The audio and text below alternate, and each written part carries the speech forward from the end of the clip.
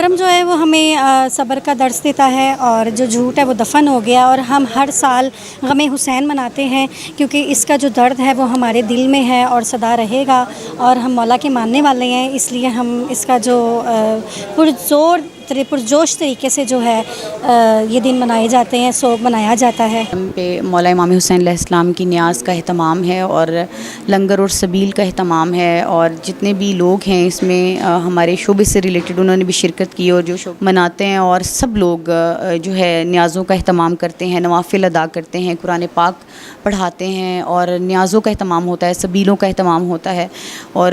جو محرم ہے وہ ہمیں قربانی کا درس دیتا ہے اور صبر کا درس دیتا ہے۔ مولا امام حسین علیہ السلام نے جس طرح اسلام کو بچایا اپنا پورا کنبہ دے کر، اس سے ہمیں سیکھنا چاہیے کہ حق کی راہ جتنی بھی سخت کیوں نہ ہو، کٹھن کیوں نہ ہو، ہمیں اس کے ساتھ چلنا ہے، اسی پر ہی رہنا ہے،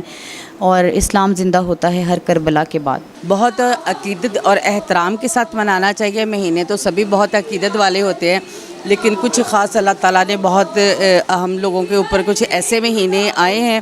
جن کا احترام کرنا بہت ضروری ہے، اور جس میں نماز پڑھنا بہت ضروری ہے، عبادت کرنا بہت ضروری ہے۔ ہر چیزوں کے ساتھ ساتھ ان چیزوں کا خیال رکھا جائے۔ آفرین پری صاحبہ کے گھر پہ جو ہر سال مجلس کا اہتمام کرتی ہیں، تو باعزت طریقے سے اور محرم کا بہت احترام کرتی ہیں، اور میں باقی سب سے بھی یہی کہوں گی کہ محرم کا احترام کیجیے۔ کچھ لوگوں کو اس کے بارے میں بالکل بھی شعور نہیں ہے، ٹھیک ہے، تو میں یہی کہوں گی غم حسین بہت ضروری ہے۔ محرم کے دن آتے ہیں، تمام زائرین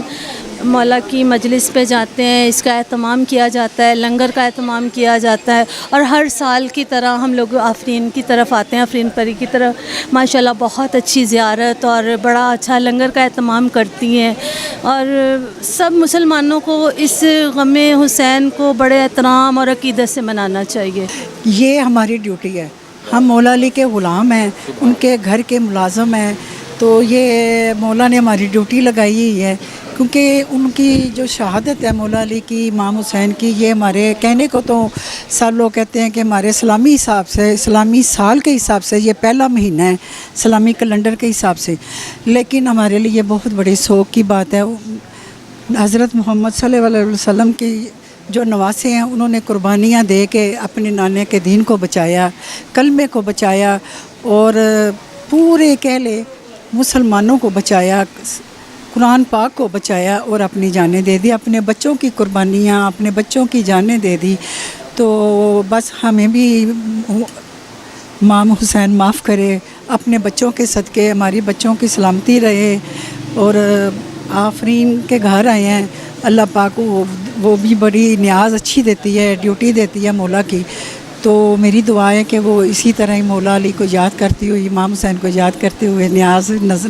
لنگر جاری رکھیں۔ اور بڑی اچھی بات ہے، ان کا دیا ہی ہم کھاتے ہیں، اور سب کھاتے ہیں، یہ میں اکیلی نہیں، سب وہ ہی دیتے ہیں، ان کا ہی کرم ہے، ان کی کرم نوازی ہے، میرے حضرت محمد صلی اللہ علیہ وسلم کی کرم نوازی ہے۔ اللہ کے لیے ہم ان سے مانگتے ہیں، وہ ہماری عرضیں اللہ پاک کے پاس پہنچاتے ہیں۔ صرف دکھ، درد، رنج و الم کا اظہار کیا جا سکتا ہے، اور وہ دکھ جس کی کوئی حد نہیں، اور وہ ظلم جس کی کوئی حد نہیں، مگر روز قیامت تک ان کے نام کی نیازیں بھی بانٹی جائیں گی، مجالس بھی کی جائیں گی، اور یہ سب کچھ اس لیے ہے کہ ہم واقعہ کربلا کو یاد رکھیں۔ اس واقعہ میں ہمیں صبر اور قربانیوں کا درس ملا ہے، اور یہ درس